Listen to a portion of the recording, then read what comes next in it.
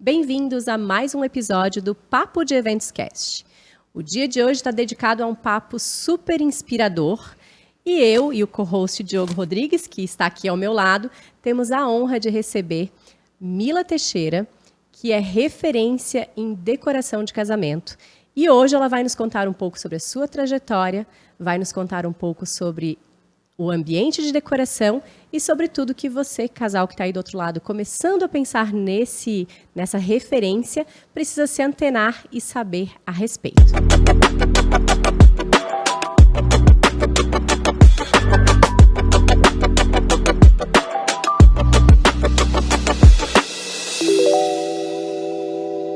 Então eu dou as boas-vindas para Mila Teixeira, que está já fez mais de 1000 casamentos nas contas. De 1000. É bem isso? Mais de 1000. Bem mais, ela nem contou, ela já perdeu as contas. Nem sabe mais Não quantos fez.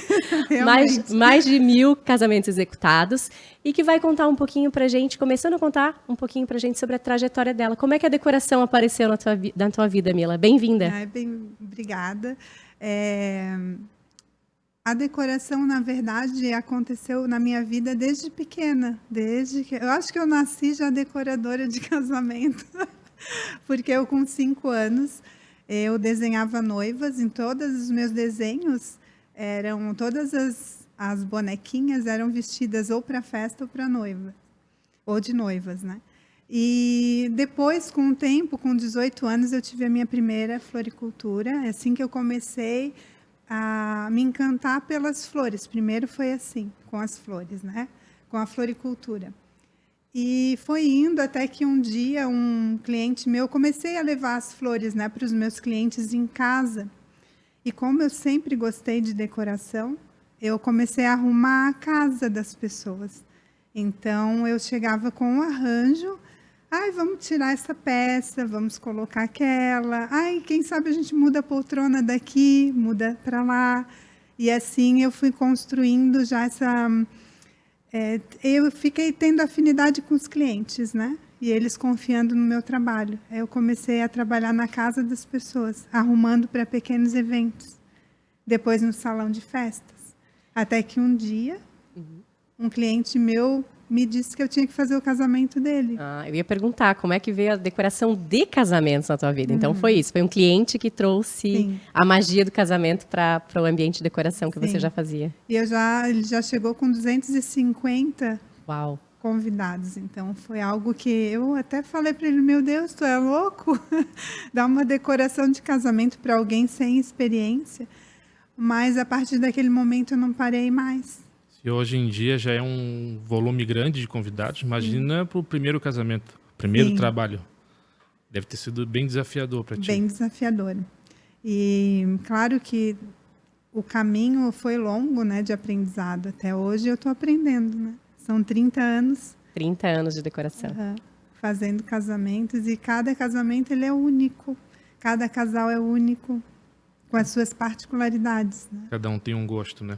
Conta pra gente um pouquinho do teu estilo. Qual é o estilo da Mila hoje em dia? O casal que te contrata, o que ele encontra de diferencial teu? O diferencial, primeiro, assim, eu não tenho um estilo que eu trabalhe mais, né? Eu trabalho com todos os estilos. E eu procuro ver no casal qual o estilo que se identifica mais com eles, né? Então, eu trabalho com todos os estilos. É por isso que a gente sempre diz que é importante o casal ter uma referência, ter as imagens de referência, o que eles pensam para o dia do casamento deles, né? Não é só falar, às vezes a gente precisa ter a foto, ter uma imagem, o que eles realizam para o dia do casamento deles, né? E também, como é que tu faz para que esse casal que traz uma referência... para que não vire uma cópia, né? Porque referência é isso. Muitas vezes os casais vêm com essas referências prontas ou com uma pasta de Pinterest, né? E nem tudo é possível fazer exatamente como está naquela referência. E também o decorador tem a assinatura dele, né? Por mais que você seja versátil, como você contou aqui pra gente, tem a assinatura da Mila e que às vezes naquelas referências ali não se traduzam. Como é que você faz nesse processo de criação com o casal? Assim, como é que você consegue trazer para o casal o que é possível, o que não é fazer, dentro das referências que eles te trazem? E tem casal que não traz referência? Tem casal que não traz. Primeiramente, assim, o casal, ele chega... Muitos chegam com tudo pronto, praticamente. Não é necessário, né? Essa foto de referência, ela traz uma atmosfera. E ela me conta um pouco do que é o casal, né? Não que seja exatamente, isso é para inspirar, não é para copiar, não é para fazer igual, até porque hoje em dia tem tantos filtros em fotos, e no Pinterest mesmo, coisas pequenas parecem grandes e coisas grandes parecem pequenas. Entende? Então, isso é uma atmosfera. Não necessariamente, quando eu vou fazer um atendimento, precisa ser uma foto de uma festa. Pode ser uma paisagem, pode ser um pássaro que tem as cores, pode ser uma montanha, pode ser uma cidade. Então, não necessariamente precisa ser uma decoração. Às vezes até uma foto de viagem que Sim. o casal tirou e, nossa, eu podia casar aqui tranquilamente. Esse cenário, para mim, combina muito com um dia de casamento. Sim. Então, a gente diz isso pro casal. Não necessariamente precisa ser uma foto de casamento. Não uma foto de decoração montada já, mas um ambiente, como que vocês se sentem. Às vezes até a própria casa. Tem gente que se identifica com o ambiente de casa. E aí traz essa imagem, traz essa referência para a gente que a gente consegue ir desenhando aos poucos com decoração, né? Sim, e também é interessante ver se aquelas imagens que eles estão trazendo é realmente uma referência deles ou é uma inspiração porque está em alta Tendência. Que tem a essência deles também. tendência. Ah, eu quero, por exemplo, o capim dos pampas, que é aquela pluminha. Eu quero tal cor porque eu vi, a minha amiga casou, tinha essa cor. Então, tem que identificar muito isso com conversa, né? Claro que a gente conversa, eu explico.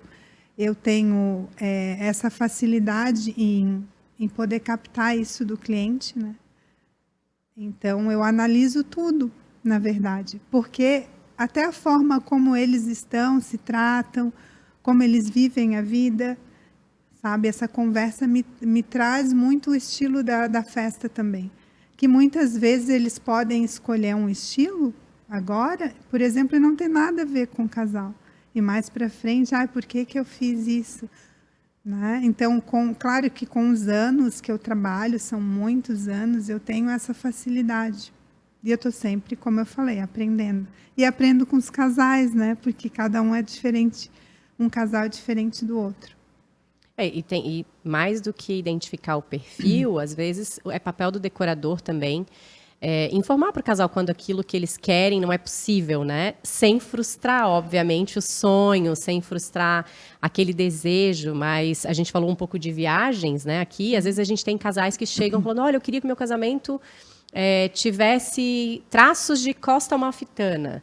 E aí escolhe um local que não combina com Costa Amalfitana. Ou escolhe, enfim, uma roupa, um traje do noivo que não combina. Então, acho que o decorador ele tem muito esse papel, né? De falar o que funciona, o que não funciona, sem frustrar esse casal. Tem que ter esse jogo de cintura, né? Uhum. Como é que acontece o teu processo de criação com esses casais? Assim? Como é que acontece através de entrevistas? É só através dessas referências? E hoje em dia, com o remoto também, muitos dos casais, acredito que como os nossos que não estão aqui, os teus também, né? Muitos não estão aqui, não conseguem tocar, sentir. Como é que acontece esse processo? Sim, isso eu faço as reuniões online, faço as reuniões presenciais. Eu deixo que o casal fale muito sobre eles. Eu nunca vou chegar no começo dessa história e falar isso é feio, isso não é legal, isso não vai funcionar. Primeiro a gente cria, a festa é algo vivo, né? O casamento é vivo. Essa construção ela acontece através dos meses, da nossa convivência. Então, não é assim chegar, eu quero meu casamento, o orçamento está aqui, isso é engessado ali. Não é assim que funciona. Muitas vezes trazem ansiedade, até por não ter tudo muito concreto, né, ali. Mas, enfim, é um processo e eu acabo explicando para eles que tem que ter paciência, que realmente a gente precisa saber tudo que tem na festa. E eu deixo mais para o finalzinho não é esse corte, porque eu não mexo em sonhos. O sonho eu realizo. Pode ser uma flor no guardanapo. Ou pode ser um mega arranjo numa entrada, ou algo mais inusitado. Uhum. Mas, assim, é muita conversa. E no final, aí eu falo, olha, é o seguinte, acontece isso, a festa funciona assim. Realmente aquela posição não vai facilitar para um garçom passar, para uma pessoa caminhar, vai trancar a tua festa no começo, as pessoas não vão conseguir entrar. Então, assim, tudo é uma conversa. A comunicação, ela é muito importante, né? Então, tu explicar, eu não tenho dificuldades quando eu explico para os casais que me contratam como funciona realmente. Eles também, com a minha experiência, se sentem seguros e Com os escutam. argumentos, né? Sim. Uhum. Até porque a gente que tem já um pouco de bagagem, que tem vivência, a gente entende a dinâmica e a logística do evento. Não adianta só o casal querer da forma que ele gostaria e travar, como tu disseste, o evento. Seja para o garçom, seja para o próprio público. Às vezes colocam um lounge, por exemplo, próximo de uma pista de dança. Já não funciona, porque trava. Está todo mundo querendo dançar. Óbvio, quantas vezes a gente movimenta um pouquinho ali a decoração, porque precisa abrir espaço para aquele grupo dançar. A gente não conhece o convidado. O próprio noivo e a noiva, eles conhecem o público deles. Eles sabem se eles vão dançar, se não dançam, se precisa abrir espaço, e às vezes não pensam nesse ponto. E a gente tem a obrigação de trazer. Óbvio, conversando, numa boa, não precisa dizer, não é assim. Com um jeitinho, com uma boa conversa, a gente consegue contornar a situação e mostrar o que é melhor para o dia deles, né?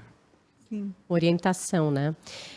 Eu acho que um outro público que o decorador trabalha muito é com o próprio fornecedor em si, né, de evento. Eu sempre costumo dizer que o decorador ele é responsável por colocar todos os peões no tabuleiro, né? Exatamente. Eu sempre digo isso para os casais, assim, a gente pode imaginar, elocubrar diversos cenários, mas quem vai colocar os peões no tabuleiro, depois que todos os contratos foram feitos, as escolhas foram feitas, é o decorador, né? Então, eu costumo dizer que um decorador, ele pode ser o ponto ápice de uma festa, como ele pode também ser o detonador de uma festa, porque se ele não souber fazer todos esses peões estarem naquele tabuleiro no seu espaço, sem atrapalhar um ao outro, acaba arruinando, né, a flexibilidade desse evento acontecer, enfim, a pista de funcionar, o café de estar atendido perto de uma mesa de doce, enfim. E como é que funciona para um decorador conseguir entender e atender a todos esses fornecedores, né? E no caso da Mila Teixeira, como é que ela faz essa aproximação com os fornecedores? Tu costuma, né, muitos dos nossos fornecedores a gente conhece, mas quando é alguém que você não conhece, você costuma fazer um contato antes, entender como funciona? Como é que você lida com os fornecedores? Então, esse contato, primeiramente, assim, o meu contato maior é com o cerimonialista, né? Ele vai me passar toda a lista de fornecedores. Tem fornecedores que eu trabalho há muitos anos, então eu já conheço, né? Eu gosto, e todos têm os seus desejos. Eu quero a minha mesa mais linda. Eu quero o arranjo mais bonito. Sim. Sabe? Então, eu procuro ver quem eu já estou... Se na lista tem pessoas que eu já conheço, mesmo assim, eu ligo ou eu mando uma mensagem. E eu procuro mandar também um layout, uma planta baixa, para que a pessoa se situe também, né? Quando ela chega, ela já sabe onde ela vai se direcionar. Uhum. E não fica perdida, né? E também falo sobre horários com elas. Quando eu não conheço, eu tenho que realmente ligar. Fazer uma entrevista, né? Sim, eu preciso ligar, preciso conhecer. Eu explico como eu trabalho, né? Com muito respeito. Agora, um final de semana passado, eu trabalhei com um pessoal que eu nunca tinha trabalhado. Então, a gente conversou, eu pontuei algumas questões que eu estou acostumada e que eu gosto também e quero para o meu casal de noivos, que eles fiquem felizes. Então, claro, eu acho que a festa em si, eu não vejo como dividida, e sim uma coisa só. Para mim é um sucesso só. Não é o melhor para um, melhor para o outro, e o espaço não tão bom para aquele. Uhum. Para mim é algo único, né? É uma célula. Para que tudo dê certo, todo mundo tem que estar em sintonia. Não adianta um pensar só no seu trabalho. E a gente hoje vem batendo muito nessa tecla até em relação à decoração, porque alguns fornecedores, quando chegam, talvez por falha de comunicação ou falta de comunicação, acabam mexendo no que o decorador fez. E vai muito além, né? desde teu pensamento para fazer aquilo ali, você desenhou tudo que o casal queria, montou um exemplo, nada contra nenhum fornecedor desse serviço, que é o bar de drink. E monta tudo, coloca tudo direitinho, a luz cênica vem, afina, coloca tudo apontadinho, tudo bonito, tá lindo. Chega na hora, mexe. Atrapalha tudo. Aí complica. Isso tira todo mundo do sério, porque é o trabalho da pessoa. E a gente vem trabalhando muito isso com cada tipo de fornecedor para respeitar um ao outro, mas esse é o ponto principal. A conversa, o diálogo. A comunicação, né? E assim, ó, quando, por exemplo, buffet, eu particularmente gosto de escutar quem coordena ali o buffet. Eu procuro ligar para a pessoa e ver a posição que ela prefere. Porque comida, por exemplo, tem que estar quente. Tem que ser um acesso que não passe no meio de uma pista de dança. Né? Imagina você ter que fazer uma reposição no meio de uma pista de dança. É impossível. Então, esse cuidado eu tenho de conversar com... Primeiro, assim, quem me pontua muito o meu layout é o buffet. Aí depois todo o resto. Claro que quando eu tenho uma festa integrada à natureza, que bate sol, eu não vou pôr o doce onde bate sol. É óbvio que não. Mas a noiva às vezes quer, eu quero esse espaço, aí eu explico. Né? Os noivos às vezes querem. Esse espaço bate sol, o que acontece? Tem frutas, tem chocolate, vai derreter o chocolate, né? A fruta não vai dar certo. Então, geralmente, os noivos, eles escutam. Porque eles, claro, muitos estão casando, a maioria pela primeira vez. Não tem aquela experiência. A gente casa todo, eu falo, né? Eu caso todo final de semana. Esse é o diferencial, né? O expertise é justamente esse. A gente faz isso todo fim de semana. Eu costumo dizer que eles não são noivos, eles estão noivos. Eles estão. E nós, né? O Diogo comentou aqui alguns episódios atrás que a gente trabalha com uma das profissões mais felizes do mundo, né? Sim. E também com uma das mais difíceis, porque a gente não tem recorrência, né? O nosso casal, a gente não quer que volte. Não né? tem chance. E pra gente não querer que volte, a gente também precisa entregar um casamento perfeito sempre. A gente não tem chance de errar. Né? Porque a gente está cuidando do dia mais importante da vida de um casal juntos. Depois, óbvio, eles vão ser pais, vão vir outros momentos. Mas é o primeiro grande evento, a primeira grande realização daquele casal enquanto dupla, né? Enquanto duo, é um casamento. E não tem chance de erro. E a maestria, né, de um decorador de fazer essa análise do que funciona e o que não funciona e saber traduzir para o casal quando não funciona e o porquê é uma tarefa, né? Se não dizer árdua, mas é uma tarefa imprescindível para o sucesso do casamento. E aí, como você falou, para o sucesso de todos, né? Não só para o sucesso da decoração, mas de todos. Porque senão, imagina, uma mesa de doces vai por água abaixo se um decorador não tem o cuidado de dizer, olha, não funciona aí, porque pega sol. Uma mesa de frios, num verão de 30 graus, numa tenda, né? Não funciona aí. Os queijos nobres vão derreter, enfim. Então, esse cuidado e esse papel do decorador é muito importante, né? É que são dois pontos muito sensíveis, né? O sonho e o que funciona. Eu não posso estragar uma comida, estragar uma mesa de doces pensando só no sonho. Assim como eu não posso estragar o sonho. Eu tenho que fazer aquilo ali que o casal quer, só que pensando no que é possível. Às vezes, transportando a mesa de um lugar para o outro, talvez que não pegue sol, ou montando o chocolate em uma posição que não bata ao sol diretamente. Enfim, é esse o cuidado que tem que ter. Né? E é uma coisa muito orquestrada, né? Isso. Porque assim, ó, tu não sabe o que vai acontecer realmente naquele dia. Exatamente. Tu pode prever algumas coisas, mas não tudo. Então, a liberdade, eu sempre peço assim para os noivos que eu vou fazer o casamento. Eu aviso, na verdade, que a festa, como eu falei, é viva.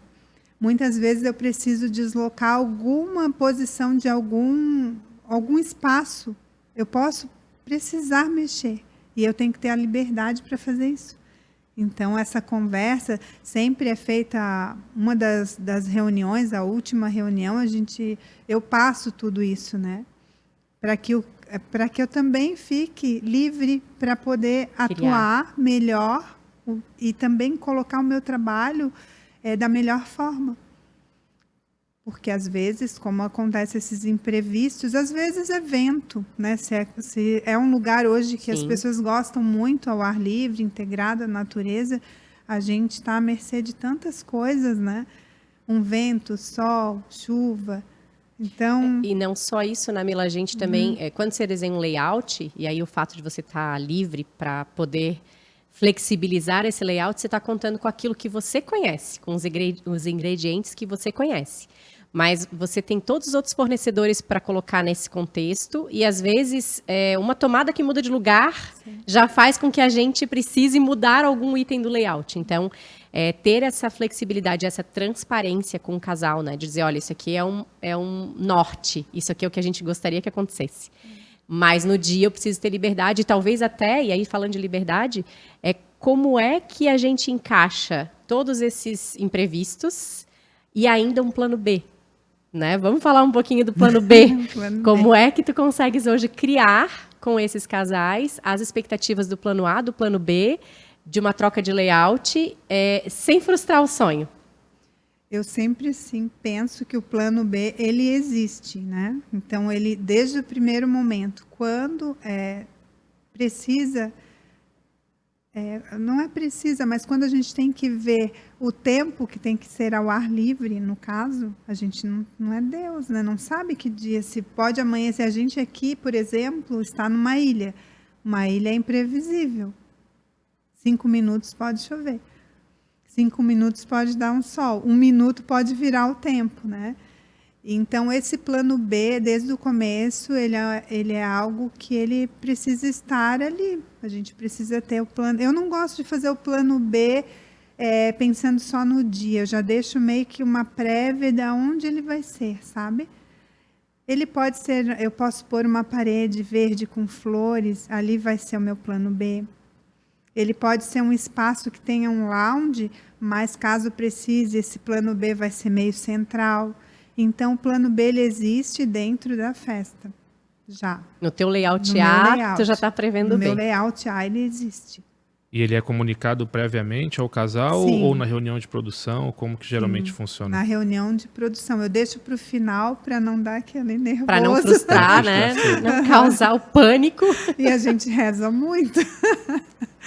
Falando em rezar, conta um pouco pra gente. A Mila tem algumas particularidades aí, né?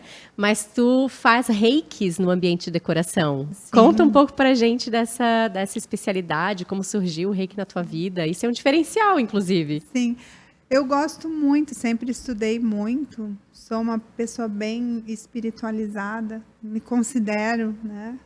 Estudo isso. Faz parte da minha rotina, a minha rotina espiritual, a minha rotina da minha alma, né? De estar bem, poder atender bem e ser essa pessoa que as pessoas gostam da minha amorosidade, do meu tratamento. Então, isso é um exercício diário, né? E o reiki entrou na minha vida logo ali na pandemia, né? Eu sempre gostei muito de energia, de boas vibrações. E acabei fazendo vários cursos, e mestre em reiki. E fiz um curso também de designer therapy, que é a terapia dentro do ambiente, onde eu aplico reiki caso o casal aceite, né? Claro. E trabalho também com várias técnicas dentro do ambiente da decoração, para que a energia seja só do casal, descodificando todo o resto. É como se fosse uma limpeza do ambiente. Energética. Uhum. Isso funciona muito, assim, sabe? Eu posso dizer que é real, gente. Ela fez reiki aqui antes da gente começar hoje, fez toda a diferença. Mas Fica leve. Fica leve. A gente fez alguns casamentos, alguns eventos em si, né? Recentemente, e eu fiquei muito curiosa porque tu trouxe essa, né? Ressignificou essa questão da energia através do reiki. E é importante as pessoas, principalmente os casais que são mais adeptos, né? A uma crença, enfim, a conhecerem, né, e até entenderem se faz sentido para eles. E isso é muito legal. Eu tive já algumas noivas que me pediram reiki no dia, então eu acabei fazendo no próprio dia do casamento, né, para que elas estejam realmente naquele momento inteiras, sabe?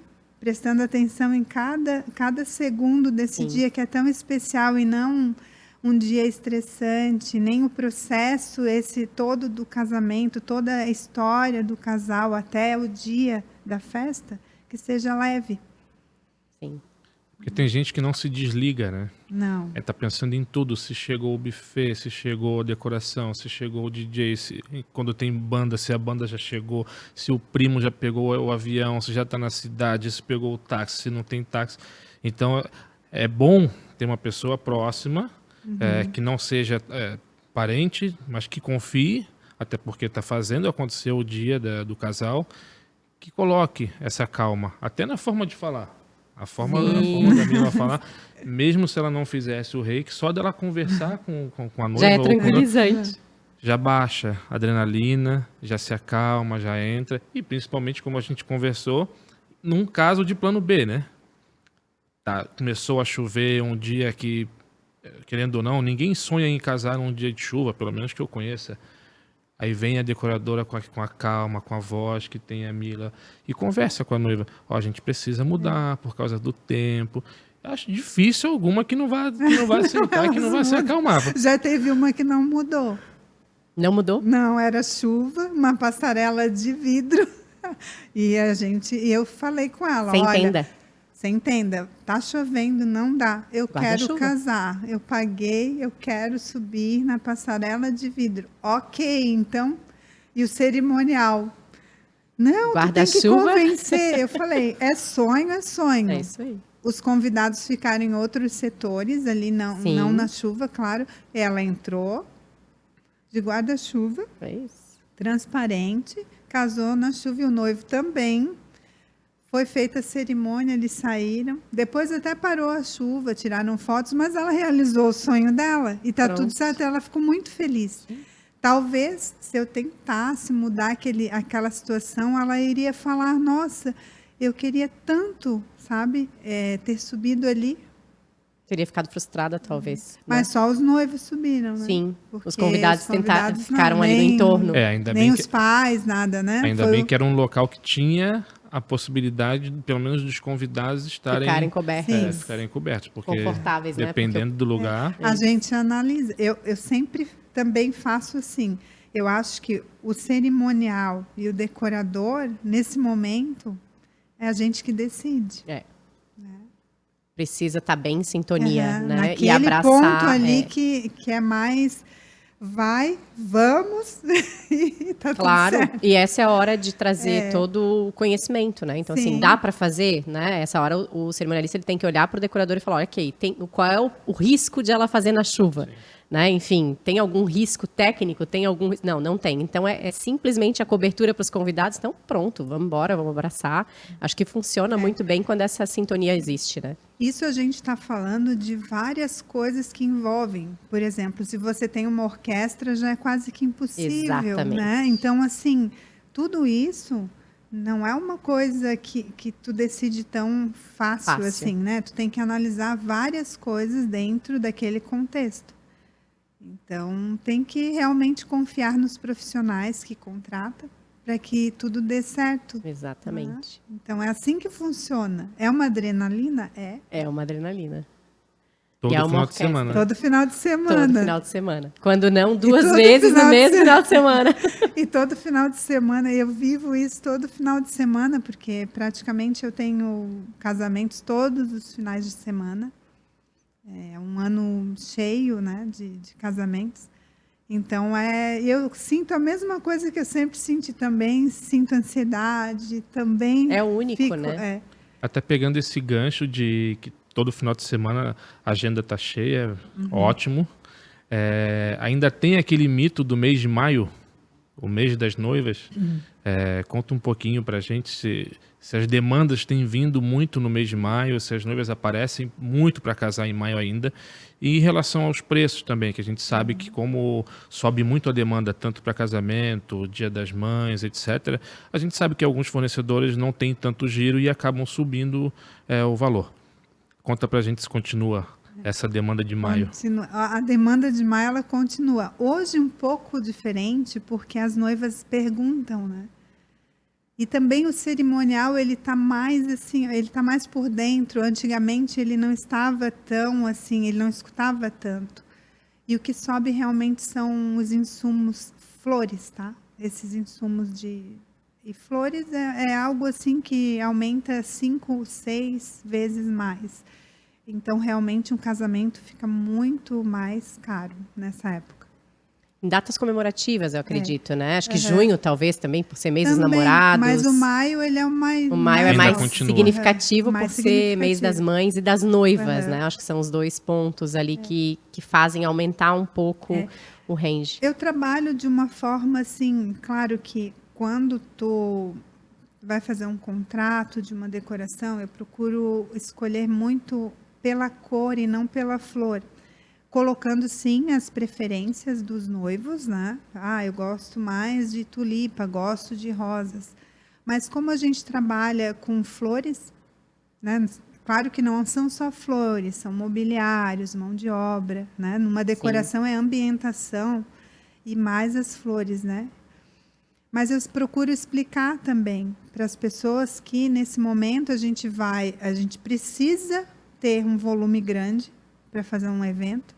Então ali eu vou analisar os preços e vou colocar, claro, a flor que eles desejam se estiver na produção, porque hoje não é época, tá? Tem que ver o que tem na produção. E isso se deu pós-pandemia ou antes já estava assim também essa questão de mudança de época? Da sazonalidade, Sempre né? foi assim, sempre foi, mas depois pandemia muito mais, porque os produtores de flores, eles deixaram de produzir aquelas flores para produzir outras coisas.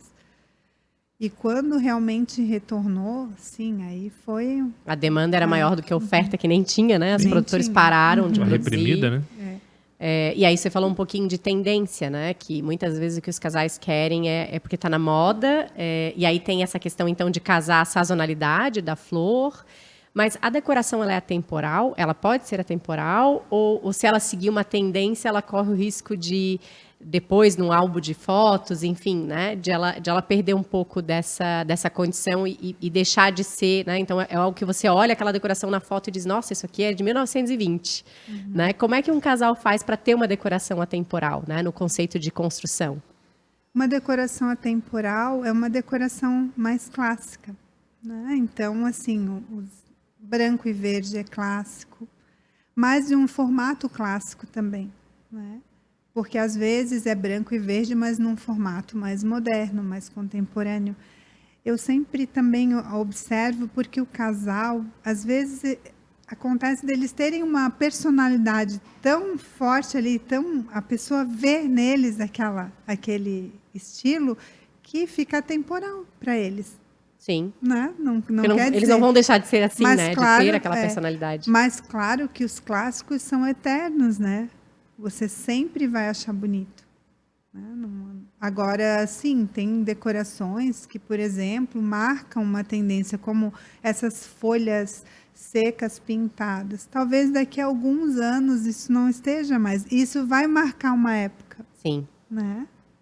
E tudo bem também, Tudo né? bem. Que nem calça Saint-Tropez, que a gente usou durante um tempo e Talvez hoje... volte. Exatamente. Né? Eu acho que tem que ter muito a ver com o casal, sabe? A decoração. Por isso que eu gosto de conversar e escutar bastante e ver se tem congruência, sabe? Do que muitas vezes a pessoa fala que é clássica e ela me mostra uma imagem que totalmente não é. diferente. Eu já atendi casais, por exemplo, que a noiva falou, eu sou borro, eu gosto de coisas rústicas, eu sou assim. Ah, ok, me manda só uma referência, uma foto, 2 no máximo. E eu vi que era clássica, romântica. Então, muitas vezes a fala, né? E por isso não reflete a realidade. Não reflete. Então, tem que também observar isso, né? E até para combinar com o local também. Tem decoração que um clássico, dependendo em um ambiente de natureza, tem que casar muito bem para poder... num rústico, né? Ou num poder local dar muito certo. rústico. Sim, porque senão aparece a decoração na frente e no fundo aparece a natureza de uma maneira completamente distorcida. Exatamente. E que não tem nada a ver com o que está na decoração, né? Sim. E também observar tudo. Hoje em dia tem salões que o pé direito é alto, salões que o pé direito é baixo. Então, a decoração, entra muitas coisas, não é só tu levar um arranjo de flores, um sofá, uma mesa, ambientar. Depende do espaço, né? Sim. Então, depende muito do espaço. Por isso que, para fazer um orçamento, a gente precisa saber o local. E dentro daquele local, o que tem disponível. O que já está incluso naquele local, né? Sim. E o que você tem que agregar para fazer aquela entrega. Isso. E principalmente os outros serviços também. Como gastronomia, não adianta eu ter um serviço volante e colocar mesa e cadeira para todo mundo sentar e comer com um prato, porque não vai funcionar. Não. O serviço ele é volante, assim como o inverso. Eu colocar, digamos que mesa bistrô e todo mundo precisa sentar porque é empratado. Complica, então, por isso que a gente diz, é uma esteira de contratações, precisa ir casando um serviço com o outro para que fique perfeito, né? Sim. Mila, a gente sabe que a gente trabalha com sonho e a gente faz o sonho acontecer, né? Se alguém chegar aqui e disser, Mila, eu preciso casar daqui a uma semana, a Mila vai fazer acontecer daqui a uma semana. Já fiz vários assim. Mas qual é o tempo ideal, saudável, para contratar uma decoração de casamento? Assim, qual seria um prazo que deixa o casal confortável para fazer uma escolha inicial de decoração, mesmo sabendo que virão outras etapas do processo, né? De detalhamento, de uma reunião de produção final. Qual é o prazo ideal para contratar um decorador? Se você pretende um decorador que você já sabe quem é, por exemplo, escolhi meu decorador, minha decoradora, pelo menos 1 ano antes. Mas hoje em dia é 1 ano e meio, 2. Dependendo das datas, quando é feriado, enfim, quanto mais antecipado, melhor. Né? Mas eu, por exemplo, já fiz festa com 1 mês, 2, 3, mas o ideal é 1 ano. Se quer aquele decorador. Senão, eu consigo fazer com todo o detalhamento com 6 meses. Quando é muito próximo, o casal tem que meio que deixar para o decorador escolher, sabe? Tem que abrir mão um pouco do controle, da Sim, personalidade sim. e ser mais flexível. Isso. Eu fiz casamentos que eu escolhi tudo, por exemplo, desde a cor do bem casado, as forminhas do doce, porque era um tempo curto. E eles confiaram na empresa, então deu tudo certo. Porque eles iam embora do país, então foi simples, fácil. Acontece até em 1 semana. Sim. Desde que tenha, claro, essa liberdade, né? Para que eu faça algumas escolhas. Bacana. A gente vem, nesses últimos tempos, agora explicando bastante para os casais em relação à luz cênica para a decoração. Qual a importância dela na sua concepção, para a sua decoração? Quanto mais luz tiver, quanto menos luzes, como que você geralmente gosta de trabalhar essa questão de luz cênica? A luz cênica, para mim, ela é uma base muito importante na decoração. Não adianta eu ambientar, fazer uma decoração maravilhosa e não ter uma boa iluminação, que vai valorizar aquele espaço que eu criei. Então, ela, hoje, para mim, ela é importantíssima, né? Ela acende o teu trabalho, né? Sim. Literalmente. Ou ela esconde. Se ela não existe a cênica, ela esconde completamente. Eu diria mais que isso, né? A luz cênica, ela traz funcionalidade também. E a atmosfera. A atmosfera, porque se você coloca um projeto meio que híbrido, né? Em que você tem mesa posta e você tem ambiente de lounge, por exemplo, você precisa acentuar um pouco mais a mesa para ser funcional, a pessoa enxergar seu prato, seu talher. Ao mesmo tempo, você vai deixar o lounge mais aconchegante, vai dimerizar aquele ambiente, né? E às vezes tudo isso está no mesmo espaço. Né? Então, acho que o profissional de decor trabalhar já essa informação, né, para o casal de que é necessário, de que um é complemento do outro, é algo muito rico, porque facilita o entendimento do casal de que aquele serviço é complementar e indispensável, né? Não só para o decorador, como para o fotógrafo. Sim, para todo né? mundo, até por segurança dos próprios convidados, para a circulação deles dentro do próprio evento. E muitas vezes a pessoa, será que precisa tantos pontos? Né? Eles sempre falam, será que precisa tudo isso? Precisa. E precisa desse técnico, que é essa pessoa especializada.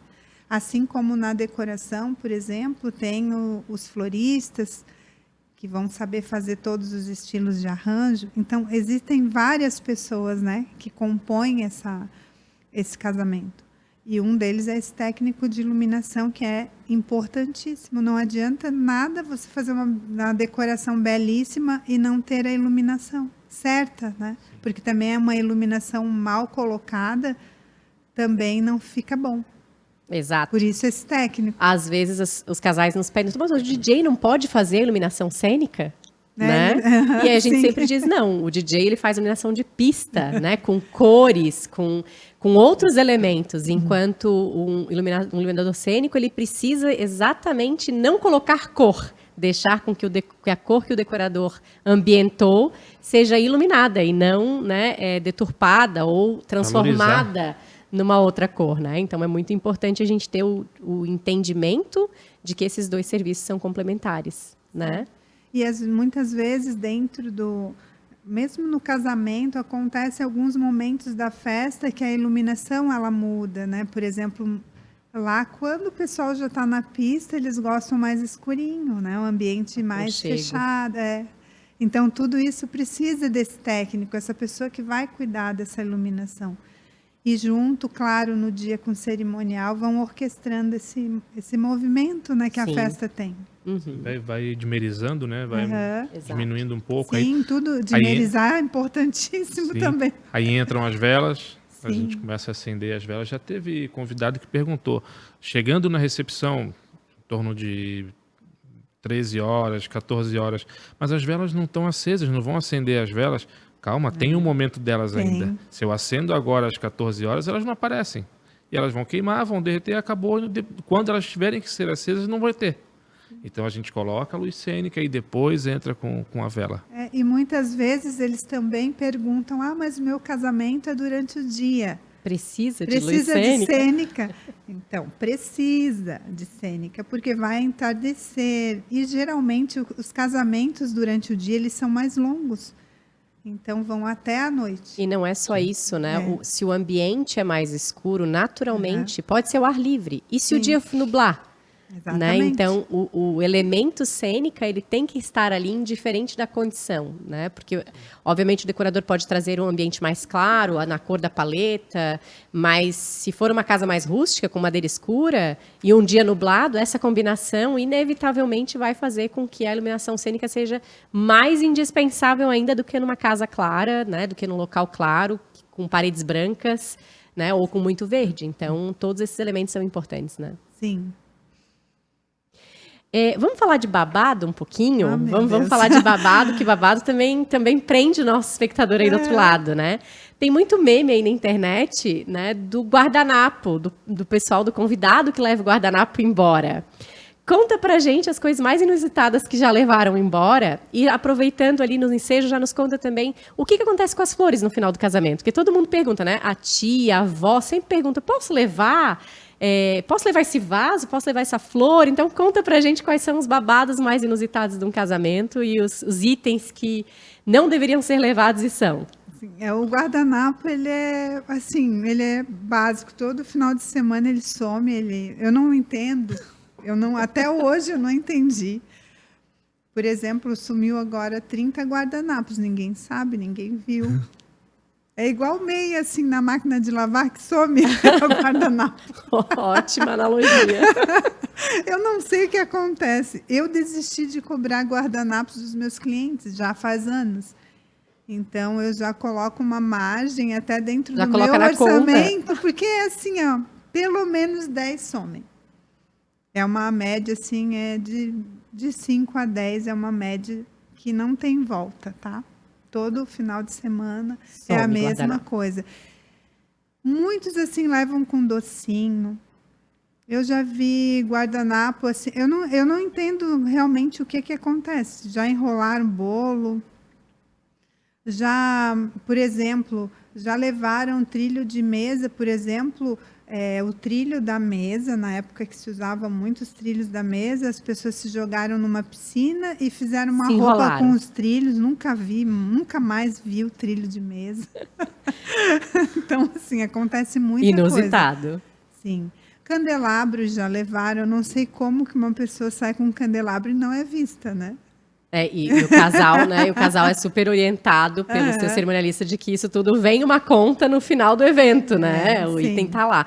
A gente sempre diz que quando o casal já conhece o convidado, e ele sabe que é natural, né? Então, eu sei a minha tia, toda vez que vai no casamento, leva o guardanapo embora. Então, a gente, hoje em dia tem tantos artifícios, né? Preparar as caixinhas de lembrancinhas para as pessoas que querem levar docinho, já terem as caixinhas, já deixamos uma caixinha pronta com um docinho de cada, para esses cases de sucesso serem, né, já reconhecidos, assim. Tem alguns itens que a gente já consegue hoje prever.